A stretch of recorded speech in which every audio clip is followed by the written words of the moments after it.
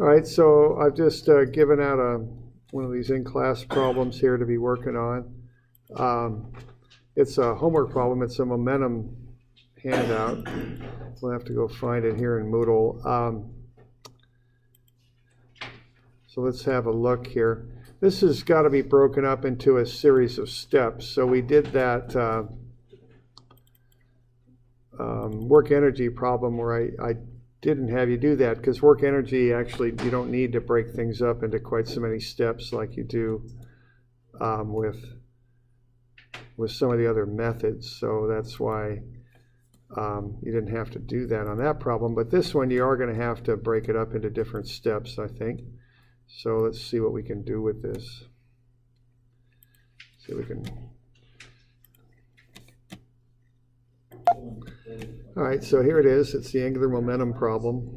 You can get that out of Moodle. And let's see. Looks like that. So all this motion occurs on a flat table. And we're going to have to break this up into steps. So the first step is to figure out what is the velocity of A right before it hits B. Now this is not moving up and down. It's occurring on a flat horizontal surface, so on a table. So we've got A sliding. It's at 40.1 meters per second. We've got some friction here. Figure out the velocity of it right before it hits B. I'll probably start by figuring out the most efficient method I could use to accomplish that.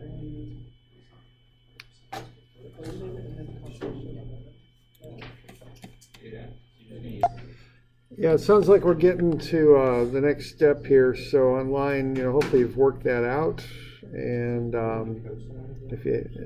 so you probably did work energy analysis. Is that what everybody did on that? That's probably the quickest way. Quickest way, because the variable is distance, and you should have got to a pretty flat 40 there. Yep. Is that what we got? We're doing all right with that? Okay, and work energy is the quick way because the variable is distance. I wouldn't go with momentum because impulse involves time and there's no information given about time. I wouldn't go with F equals ma because, again, you'll need time most likely. I guess there might be some ways to work around that, but the work energy is the quick way. All right, now the next thing you do, now you're coming in at 30 degrees. Remember, you're on a flat table here. You're going to now go down this channel. So this whole thing is going to move down the channel together. So A and B will stick together.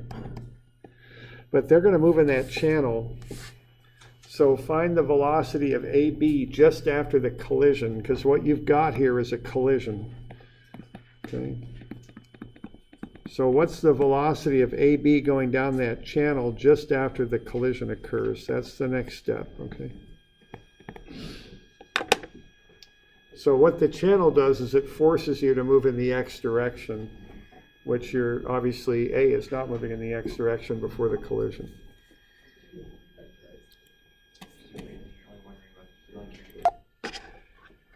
All right, so I think we're going to do work energy again, right? Because you're going down this channel. You got distance. And now you're dealing with AB, so you got that combined weight and combined friction. I think you're about down to about 8.17 meters per second by the time you get down there. Okay, are we good with that? All right, now things will get a little interesting because AB, you're going to ram into C, and they're all going to start to rotate around O. All right, that's what's going to happen next. Now, the issue here is we've got D over there too, and you can't ignore that. It's going to start to rotate also. So ABC on one side plus D on the other are all going to rotate together. And it's hard for me to draw this and make it look like anything here. But that's what's going to happen.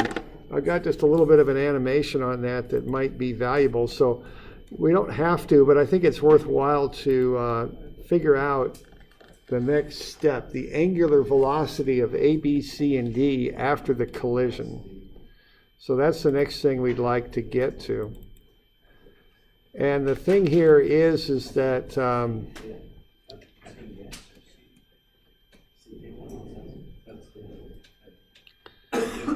Yeah, right here.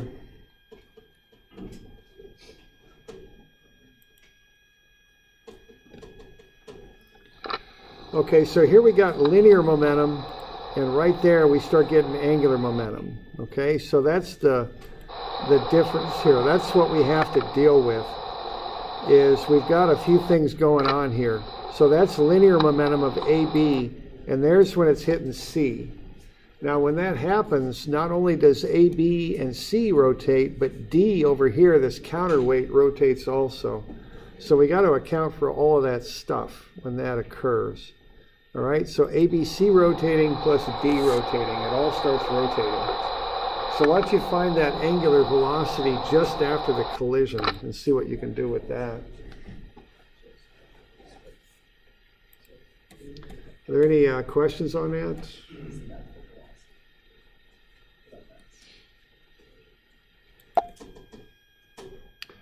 All right, so for those of you online, we're doing this analysis here when AB hits C, and the thing here is that D on the top is going to rotate as well. So we got to have an equation that will handle all that. So that's coming in as linear momentum, but then right there it's about to turn into angular momentum when AB hits C. But look at what D does when this stuff all starts to rotate. Okay, everything starts to rotate together. So you're probably going to use some angular momentum to analyze that. And you're going to want to look at that formula. It's on the bottom of the formula sheet. And just be sure you're inputting everything properly. If you just analyze that collision, the angular impulse, mdt, is going to go to 0, because we're going to assume the time goes down to 0 for that collision. And so that will allow you to work with that. Your goal here is to find the angular velocity of that armature. Okay?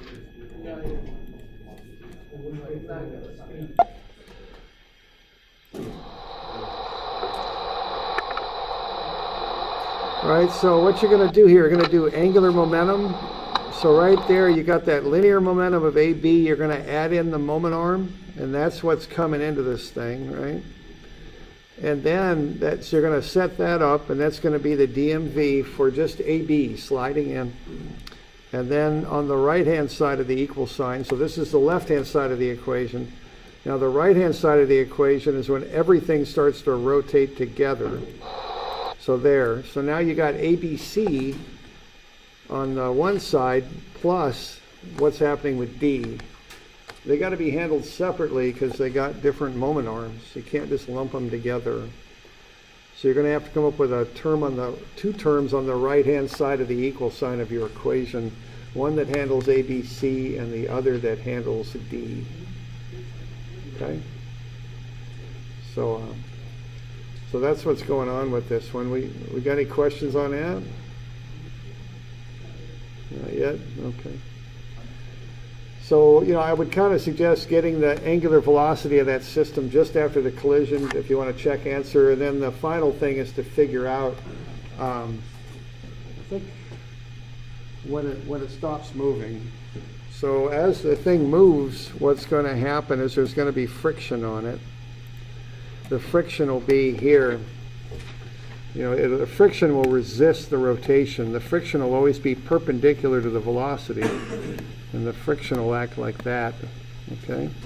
Now as the thing rotates around, like once it's up here, the friction will always be perpendicular to the velocity, okay? That will always hold. So, you all with me there? So the friction will always be creating a couple. It's not a couple, but it's the moments about the pivot. About O.